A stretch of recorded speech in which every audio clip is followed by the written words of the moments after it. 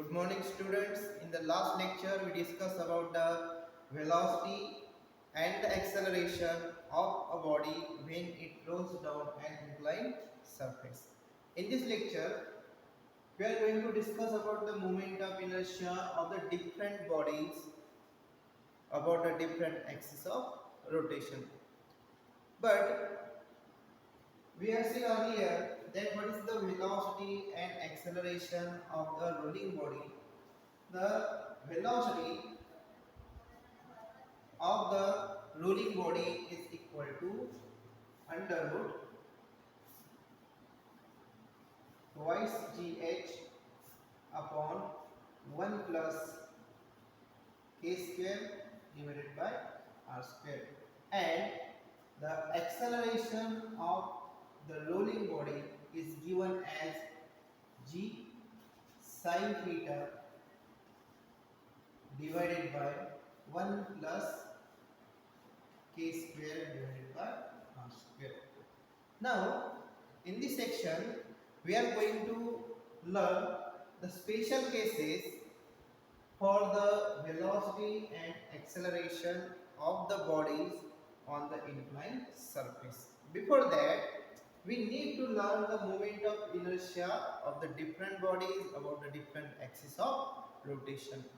In the textbook, a table is given, and in that table, different moment of inertia of the different bodies about the axis of rotations are given. We are going to revise it. So let's start. First, uniform rod. What is the moment of inertia of uniform rod? The uniform rod moment of inertia about an axis passing through the center of mass perpendicular to its length is equal to, we can call it as the central axis. And what is the moment of inertia about the central axis? It is equal to ml square divided by 12. The moment of inertia of uniform rod, but about the axis passing through one of its end. So, what is the moment of inertia about the end? It is equal to ml square divided by 3. Now, the second object is a ring. Now, what is the moment of inertia of ring about the central axis? The moment of inertia of the ring about the central axis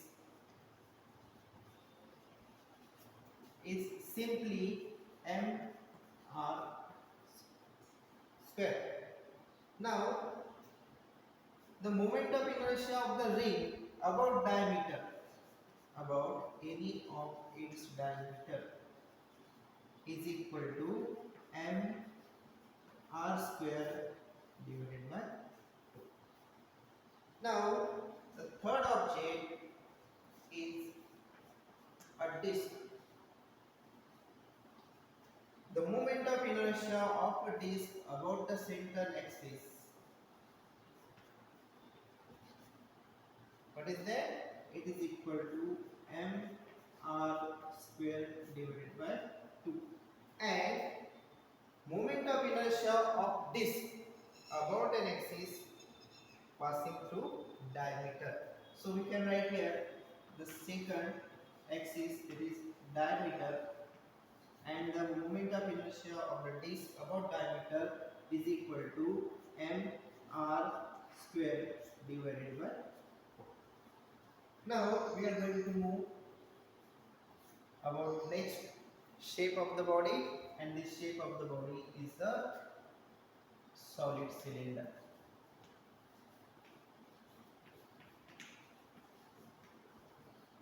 What is the moment of inertia of a solid cylinder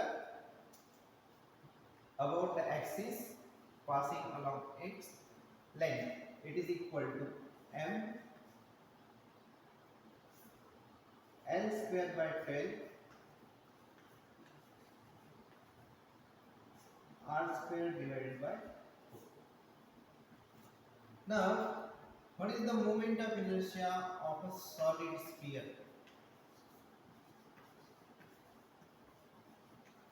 moment of inertia of a solid sphere about the central axis.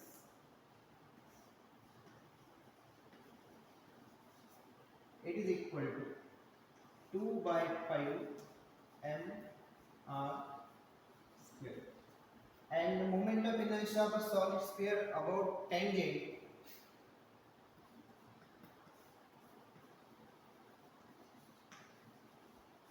is 7 by 5 m r square.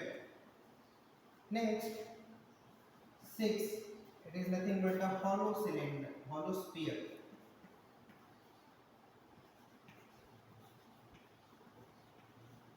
What is the moment of inertia of hollow sphere about the central axis? It is equal to 2 by 3 m r square. And moment of inertia of this hollow sphere about the tangent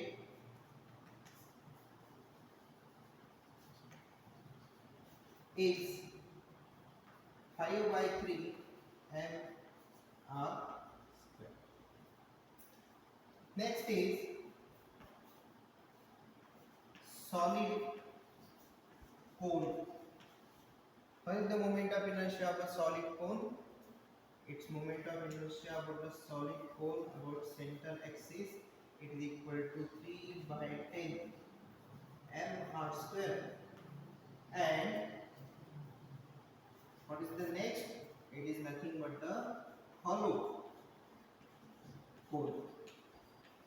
What is the moment of inertia of hollow cone about the central axis? About the central axis is equal to 1 by 2 m r square. In this way, we tabulate the moment of inertia of the different bodies about the different axis of rotation. Now, from this table, we can also calculate the radius of gyration in each case. We know what is the radius of gyration. The formula for radius of gyration is equal to k under root I divided by m. So, in each case, we can calculate the radius of gyration also. What is the value of radius of gyration? So, let's start. In this case, in the case of uniform rod about the central axis, the radius of gyration k is equal to. How can we then calculate k? We can calculate by keeping the value of I is equal to ml square by 12, and this mm get cancelled. It is l square by 12. So we can write here it is equal to L divided by root 12. In this case, we can write it is L divided by root 3. In the case of ring, about the central axis, the radius of gyration k is equal to r. In this case, we can write this k is equal to r divided by root 2. In this case also, we can write here r divided by root 2, and here it is simply r divided by 2. In the case of solid sphere, we can write the radius of gyration k as it is equal to, in the case of this, we can write here it is equal to under root 2 by 5 and r. In the case of tangent, we can write here as it is 7 by 5 r. In the case of hollow sphere, about the central axis, we can write as under root 2 by 3 r. In the case of tangent, we can write here as under root 5 by 3 r. So, by simply using this formula, we can determine the radius of gyration of each body in each condition, each different axis of rotation. Now, we are moving towards the application, or we can say that what are the remarks, notes, special cases about the velocity and this acceleration of the body. Now, by taking some examples, we can prove the applications of this velocity and acceleration of the body. Now, what are the remarks? The remarks says that the value of k square upon r square are different for different bodies about different axis of rotation. Therefore, each body have different velocity and different acceleration when it roll down the inclined surface. So we can say that velocity and acceleration is depend upon the ratio k square upon r square. How we can say that? Take an example for ring. We know that for ring this radius of gyration k is equal to r, so we can write here k square upon r square is equal to 1, and if this k square upon r square is equal to 1, what is the velocity of that ring? This velocity of the ring is equal to under root twice gh, and it is divided by 1 plus 1, which is equal to under root gh. So this is the velocity of the ring when it roll down the inclined surface. Now take second example. What is the second example? If we take the solid sphere, let's take solid sphere. For this solid sphere, we know that this k is equal to, what is k is equal to? It is equal to under root 2 by 5 r. So what is the value of k square upon r square? This k square upon r square is equal to, what is equal to? It is equal to 2 by 5. Therefore, what is the velocity in this case? This velocity v is equal to under root twice gh divided by 1 plus 2 by 5, which is equal to, what is this? It is equal to 7 by 5. So we can write here it is equal to twice gh upon 7 by 5. This 5 goes in the upward direction. So what is the velocity? This velocity is equal to 10 gh divided by 7. So we can directly see that the velocity of the ring is equal to under root gh, and the velocity of the solid sphere is equal to under root 10 gh by 7. So in each case the velocity of the body changes even if the angle of inclination, height of the inclination remains constant. Now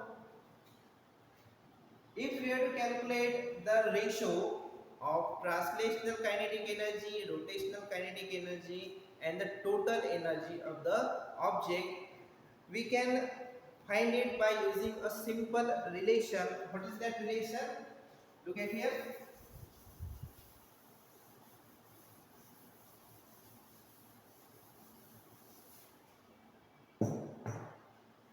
If we have to calculate translational kinetic energy as to rotational kinetic energy as to total energy. So this ratio can be calculated by using this formula. We can write here, if we take this translational kinetic energy as equal to 1, then it is equal to k square upon r square as to 1 plus k square upon r square. So by using this relation, we can determine the ratio of translational kinetic energy, rotational kinetic energy, and the total energy of the object. Now we can prove it by taking one example. What is one example? That example is that with the solid sphere. What is solid sphere? For solid sphere, we know that this k square divided by r square is equal to 2 by 5. Here, this k is equal to under root 2 by 5. If we square both sides, k square upon r square is equal to 2 by 5. Therefore, what is the ratio of translational kinetic energy, rotational kinetic energy and total energy in the case of solid sphere when it rolls down the inclined surface. Okay, therefore we can write here, it is the rotational energy is taken as a, sorry, translation energy is taken as a 1. Then what is the rotational kinetic energy is equal to k square by r square, it is equal to 2 by 5. And what is 1 plus k square upon r square, it is equal to 1 plus 2 by 5. So we can write it is 1 as to 2 by 5 as to 7 by 5. So if we are made full integers, then we can multiply this ratio by 5. So we get 5 as to 2 as to 7. Therefore, what is the meaning of this ratio? The meaning of this ratio is that out of the total energy of the solid cylinder, the fifth part is that of translational kinetic energy, the two parts that of rotational kinetic energy, and the total is equal to 7. So in such cases we can calculate velocity, acceleration and this ratio of the different bodies about a different axis of rotation. If a question is asked about this ratio, we have to learn the radius of gyration of each body about each axis. It is very simple. By using this formula we can calculate the radius of gyration, and for this formula we should know the moment of inertia of the body. So what is that? What do you understand? We have to learn the moment of inertia of every body given in a textbook and then its radius of gyration. So we can easily calculate such type of simple examples. Here we are going to stop now. Have a good day. Bye.